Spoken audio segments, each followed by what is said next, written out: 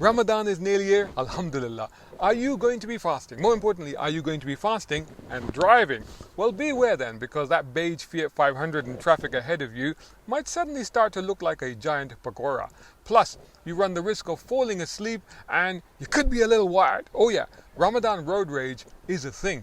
It shouldn't be, of course, because the holy month of Ramadan is meant to be a month of peaceful spirituality, worship, and abstinence. So, for those that don't know, during this month, which is probably going to run from all of April this year, so from about the 2nd of April to the 2nd of May, Muslims will refrain from eating and drinking from dawn to dusk every day. That's the daylight hours. That's as much as 17 hours of not eating and drinking each day. And it's not just the eating and drinking. We're supposed to be peaceful, pure of thought, words, and mind, and that means no lustful thoughts either. So stop staring at that Ferrari Roma. But, much as the intentions will be good, low blood sugar can cause tiredness, irritability, dizziness, headaches, and loss of concentration. Fasting can cause as much as 1.3% dehydration in the second half of the day. The danger zone is between 1 and 4%. This alone can affect memory retention, problem solving, quick information processing, and spatial awareness. These last two, I think, being particularly important to driving. Oh my god, the light is changing, but the pedestrian is still crossing, the car is moving. Is this a yellow box? Is it clear on the other side? Oh my god, this is too much. I need coffee. Oh no.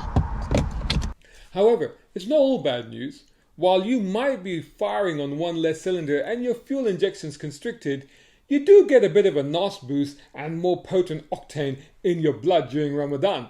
According to research, non-time dependent tasks, repetitive work, memory retrieval, and even decision making are all unaffected, which means you'll be able to set off for your destination, remember where to go and how to drive there, but you might not remember why you went there when you arrive. Here's something else. Psychomotor function, information processing speed, visual attention, and overall vigilance are all actually improved from early to mid-morning. Apparently, it's got something to do with getting up and eating earlier in the day. And things improve in the second half of the month. Somehow, you have higher endorphin levels present in your blood, which is like a natural morphine.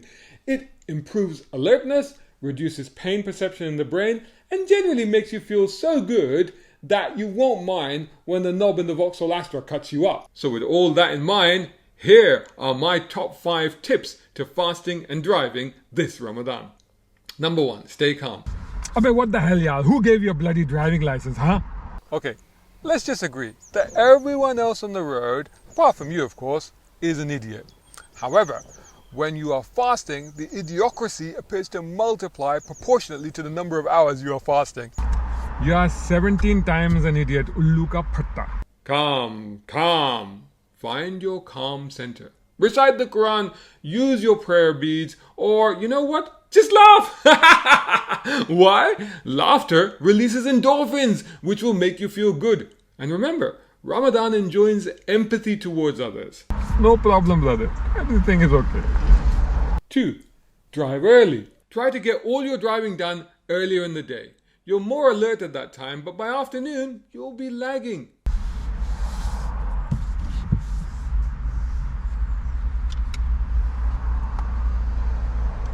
Hey boss, I'm at work, but why is the office still locked? You idiot! It's 5 a.m. Early, that is, if you can, of course. Plus, I know this is hard, but if possible, try to avoid rush hour. You'll be even more annoyed than usual stuck in traffic.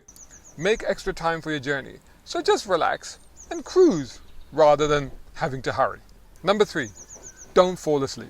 The absolute worst thing you could do at the wheel of a car you're driving is fall asleep. Ever heard of microsleeps? Even if you blank out for a single second at 30 miles per hour, your car will have gone 44 feet or 13 meters in that time. You don't even want to think about what could have happened in that time. Unless you are in a fully autonomous car, never fall asleep at the wheel of a car. And by the way, there are still no such things as fully autonomous cars. Take a power nap before you head out in the afternoon. And if you do feel sleepy at the wheel, don't fight it. Find somewhere safe to pull over and take a break. A 20-minute nap might be enough to get you back on your way safely. Number 4, keep an Iftar pack in the car. 10 minutes, 10 minutes. Oh yeah, come on. Why so slow? Come on, 5 minutes to iftar, innit?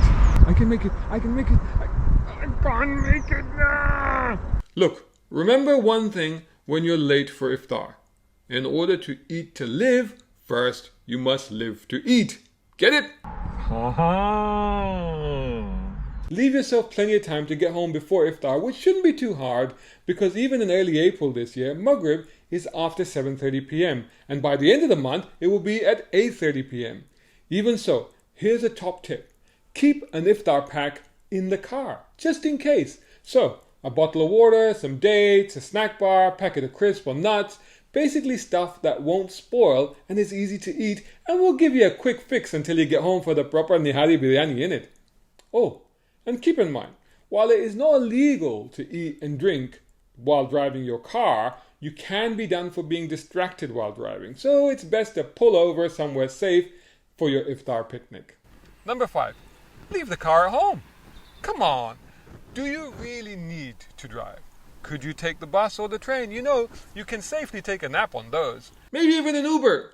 Nah, although maybe not because most Ubers are also driven by Muslim brothers in it. And you know, in the last 2 years, we've all learned that for many jobs, you can just work from home and online. So maybe not go anywhere at all if you can help it. Besides, with rising fuel prices, perhaps the best thing this Ramadan is that your car should fast with you.